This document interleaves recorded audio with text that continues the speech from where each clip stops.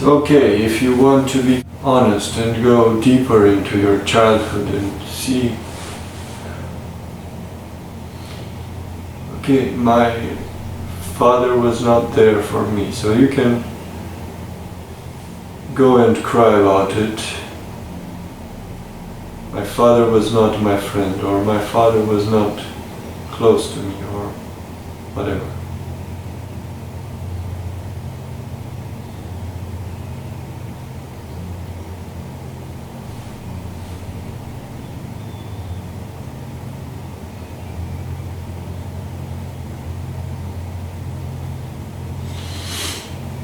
And I'm so grateful in the sense that if my father was there for me, I would have entered some kind of fulfillment in a distorted, irrelevant reality. I would have been maybe fulfilled in a very petty scale of existence. And then my function would have not been possible in this life.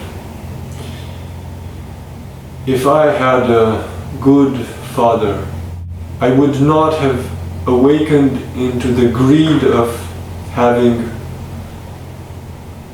multiple fathers, or being awakened again into new scales of existence.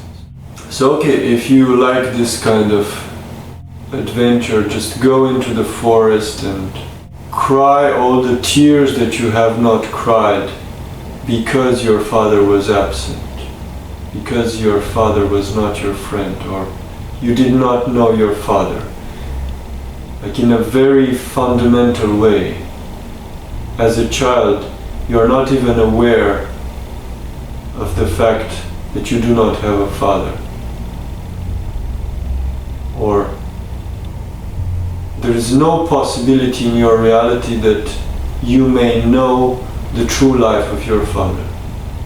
It's like you live in a fake theater play, and as a child you have no taste of the possibility of your father being alive, or your father having a soul, or the adventure of freedom, or your father was a kind of a puppet. Although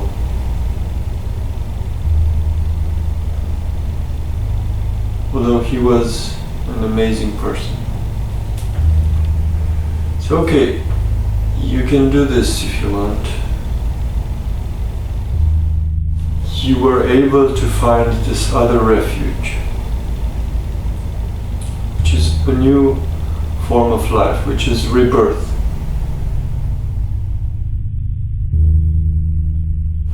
So if you want to get even more serious, I have been raised in a fucking frame of existence.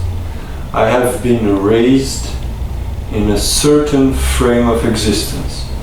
And this is where it gets really serious. When you can taste the full frame of what life was in your culture, in your whole domain of existence. Like, ordinary life feels like this. Be it cultural, religious context, it's like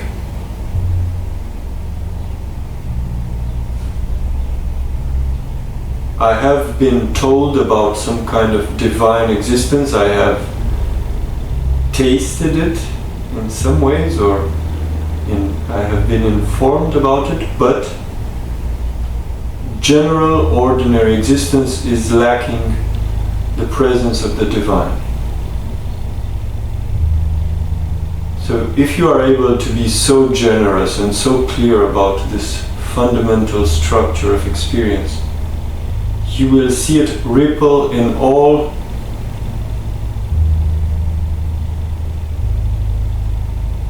people and all forms of life around you. And maybe you were informed about exceptions, maybe you heard about saints or mystics or people that could live in the direct experience of the divine, or in some forms of fulfilled experience, in some forms of ecstasy.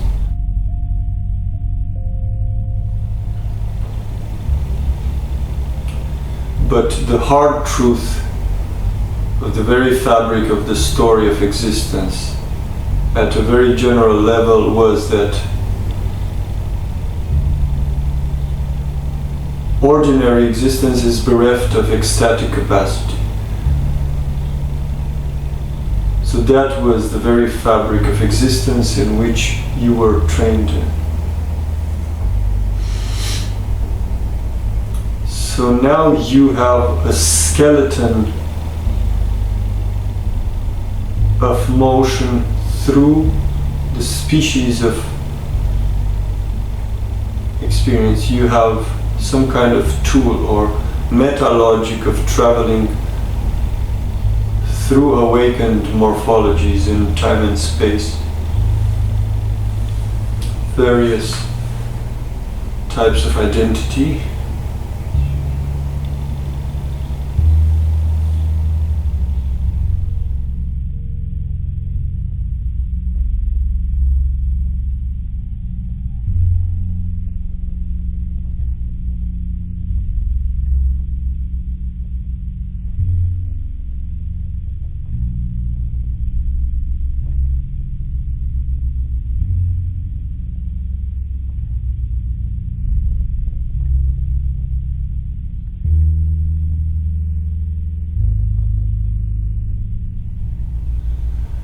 In this very simple logic, this is a very,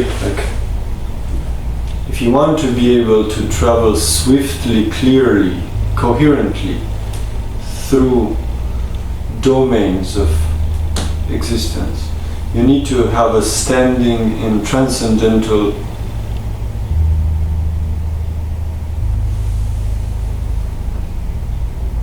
positions or equations or clarity. So for example, I would be able to return to this domain of insight, which is the domain of truth, and I will say to myself, right now, right in this very fucking moment, there is nothing ordinary about life right now. I may be burdened by the common story of life being ordinary right now. I may be lazy in considering what seems to be happening or what my general impulses would convince me of what is the case. But then I can stand in my truth and then find the ways to awaken into the thoroughly alien nature of what life is right now. And when you're ready, when you can finally withstand this monstrous, chaotic beast that is the divine body of existence right before your eyes, when you can clarify your eyes to enter the full power of despair, the full blindness of totality, when you can fucking enter the intense substance of all fields of qualities, all the fields of perspective, right in this very moment. Beyond the most usual or minimal or the survival mode. The survival mode, which is the bare minimum sane rationality of how things are defined, or the rationality of the structures of language in which we are used to function. If I step beyond that, then I just open the full infinity of all scales of perception, all modes of logic, all forms of resonance, like when you can withstand the intensity of all modes of being, then you can enter fucking dialogue. Then you can enter, provoke, invoke, summon, create, produce the relevant dialogue. Invite in the fiber of this monstrous clarity all the voices of pain in your life. Dare them to come, to have a taste of this, to have a taste of this flesh. Dare them to come and have a taste of this flesh, of the immense, intense, dense wisdom of the monstrous, the alien body of existence. Dare them to come and have a taste of that. Invite them to this judgment. right now, right in this very moment, I can become aware of all the resonance with all other forms of experience that I am aware of. In full clarity, I can say that if I just look at this piece of paper, I have fully active all the domains of possible tendencies, or all the resonance, what is possible for me in this very moment stands in the resonance of all the logical fields of all that I consider as existent in the world, or whatever I have tasted as logic of behavior, or frame of story, or modes of purpose, or energy of action. So I can clarify in this way how actually we are standing in this completely alien morphology of existence, which is the unbearable, or the brutal, or the terrifying, complete fucking nature of the divine, which is right in this very moment. Come on! Rip off these pieces of dense wisdom. Rip off chunks of dense, intense wisdom so as to feed the hungry. Feed the hungry with this dense light that you step on. So I place my hand in the clarity of this insight, and then,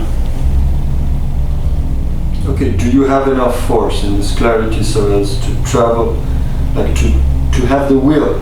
If you have clarity on the revelation of this insight, then you have the will.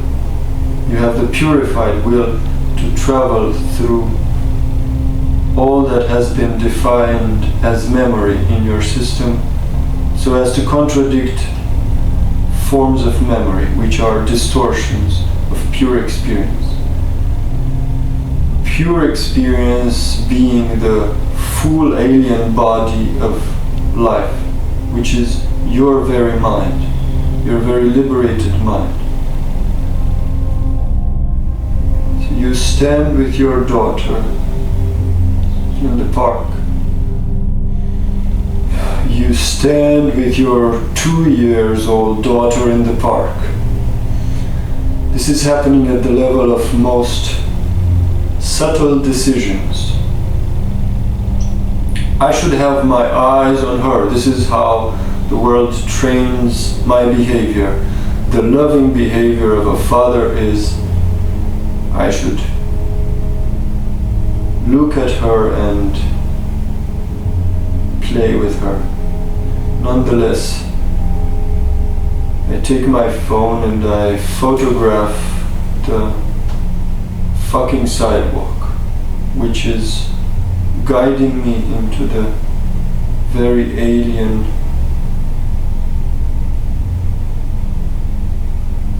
presence, the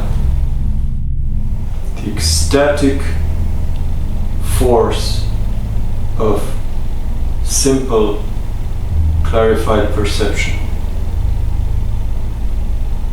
With my 2-year-old daughter, I live through this micro decisions and micro morphologies of feeling, and I was just a father with their daughter in the park. What could be adventurous or glorious in that? Nonetheless,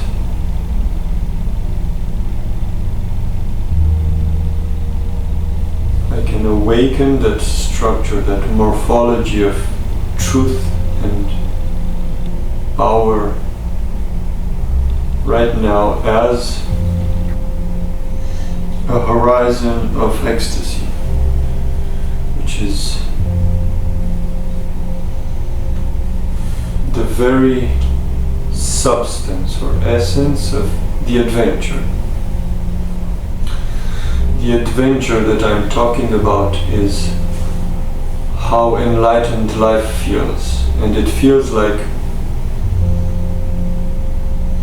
the purified, the liberated mind can travel through all morphologies of matter. There is no longer any limit or identity or border. So yes, I have moved out, in that very moment, I have moved out of the fucking story of a father and a child in the park, and I awakened to the fucking alien nature of the sidewalk. And that is the revelation of the divine, and that is the way in which I can anchor unity, like anchor the logic of unity into a past moment so as to make it functional in the present as a fully alive. It's not alive, like me remembering the body of my child is not as alive as me standing in the revelation of what the sidewalk was. And that is not irreverent to my child, because that power of clarity happens in the very fabric of that love, which was like the uncompromising love for my child. And if you can stand in this clarity and say, my love for you, if I stand in front of my daughter and I say, my love for you has this shape, and then I have resurrected the body of experience thus, and that experience stands with us thus. And this is how it becomes active. This is how it is alive, and you can see how it ripples throughout all the domains of your life. Because everything that you were able to do afterwards were informed by the revelation of what happened as a result of that exact species of love.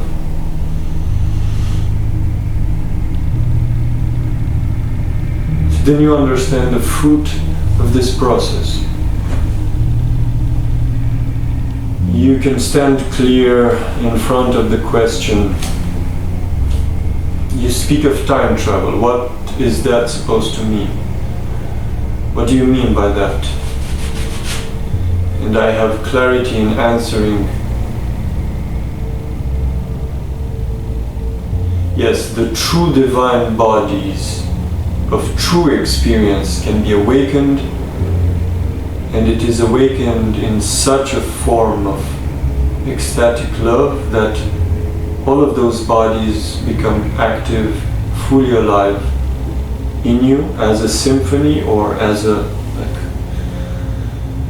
if you want to use the metaphor of a fully functional team, or like a spaceship that has all the components in their various attributes functioning together.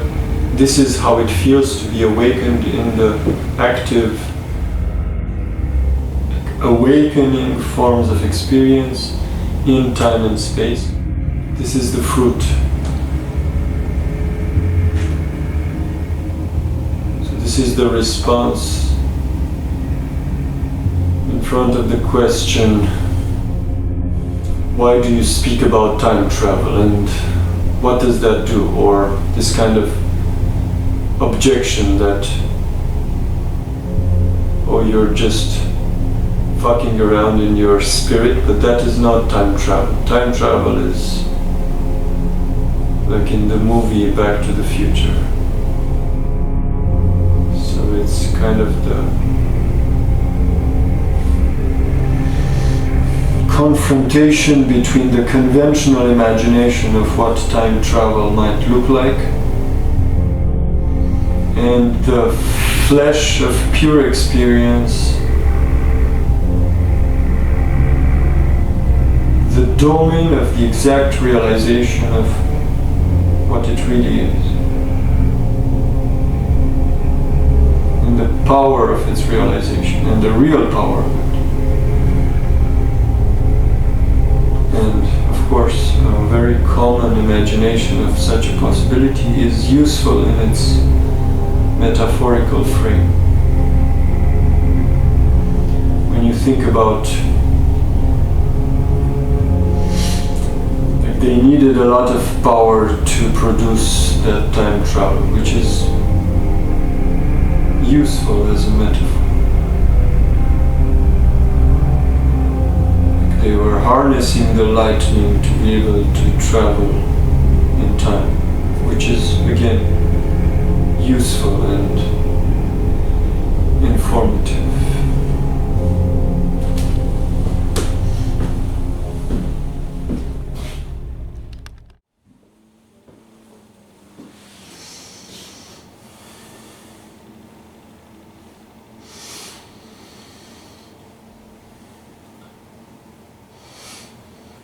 So if I can stand in this configuration of an outrageous stance, if I can place myself in this courage, then I will stand also in front of the natural response of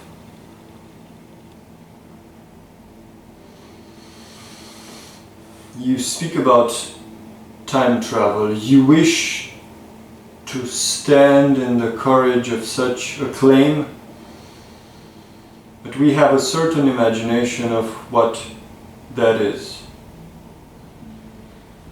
We have this movie which is Back to the Future, and we have an imagination of how one can travel through time with this body and this definition of identity.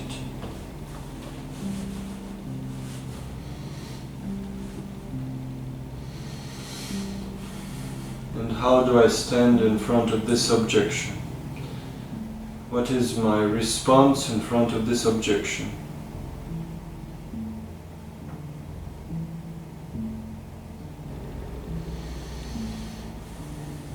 I will say, yes, you are right, I do not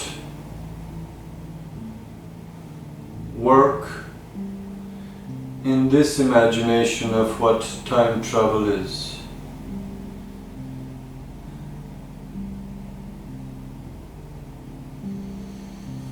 Humanity will create such a vision of the future with the tools that they have for imagining a possible horizon of experience. it happens so often that one must discern the aspiration from the form of the dream. Because the dream will only be produced in the configuration of that moment.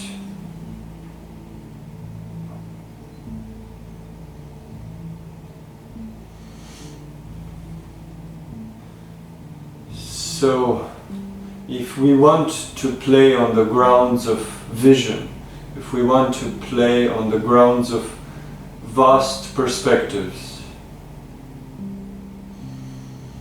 then we are really invited to play sharp. We are invited to play clear. We are invited to play noble.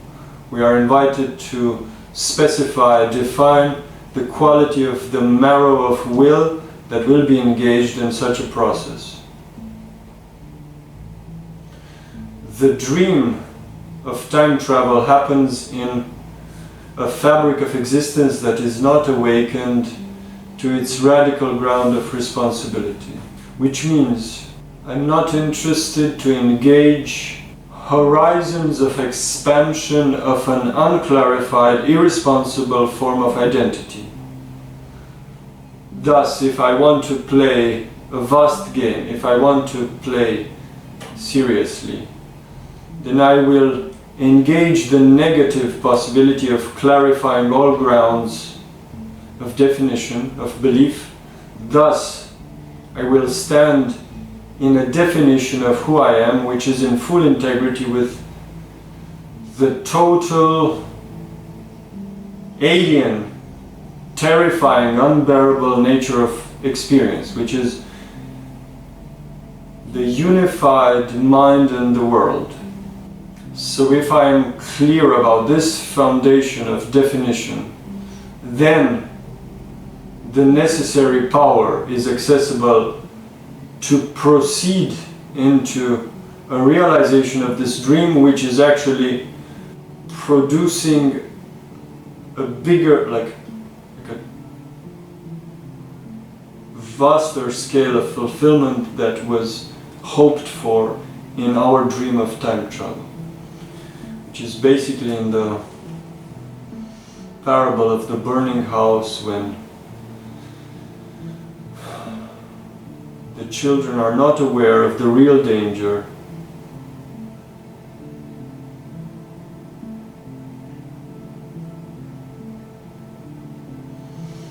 and they play their games, they play with their dreams, with their small toys, and they are not aware of the real danger. So the father wants to save them and promises them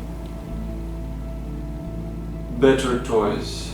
This is the way he can convince them, and he keeps his promise, although the stakes were totally else. The stakes were completely else.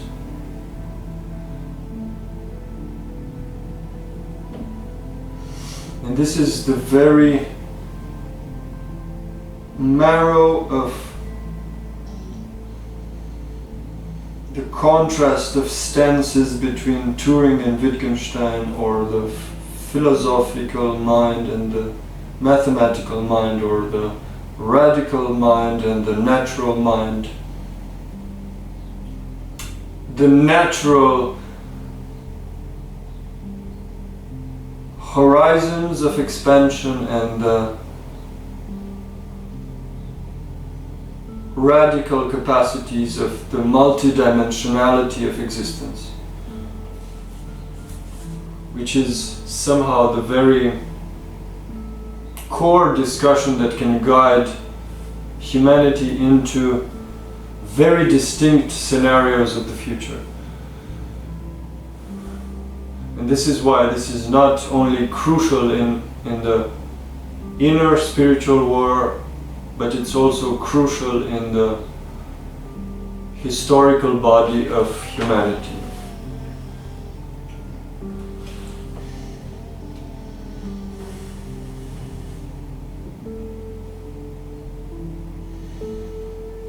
It is also the brutal contrast between two very distinct paradigms of existence. One is the stakes of survival, or when one stands in such a life where the true danger is physical, or the greatest fear is the fear of death. And there's another scale, another dimension of existence where the danger is logical, or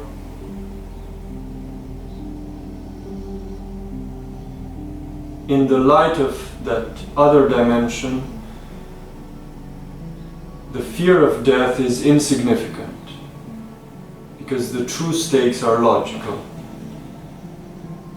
And when observing history and observing religious history, the martyrs were considered the pillars of the church, because they were able to give a testimony of the power of what this stance is.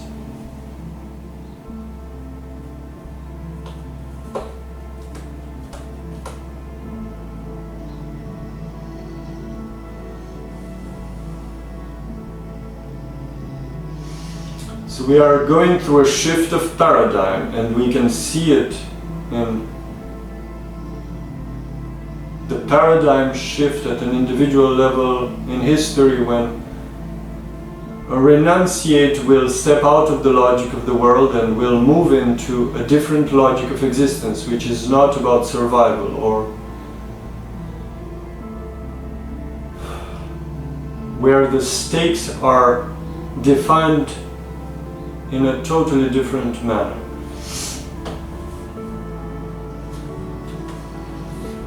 So if I want to stand clear in front of this objection, which is, oh, but you are not really talking about time travel in the way we would hope it can happen.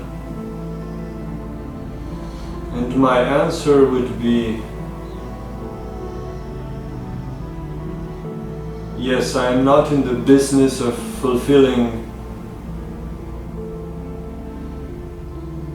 distorted horizons of possibility. I'm not the one to entertain false hopes.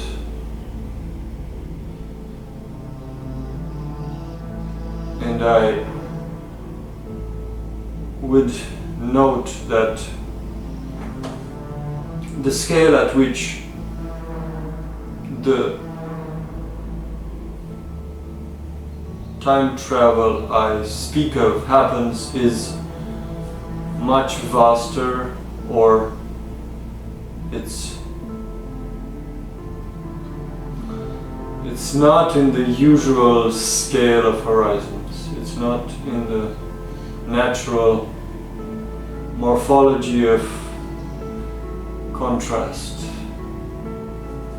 So I would say, in order to enter a vast game of vision, in order to enter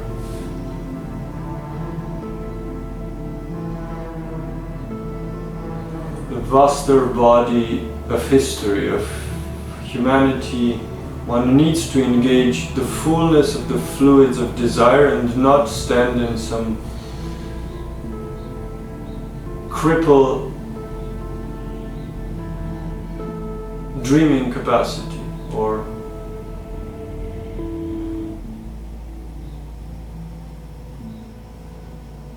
small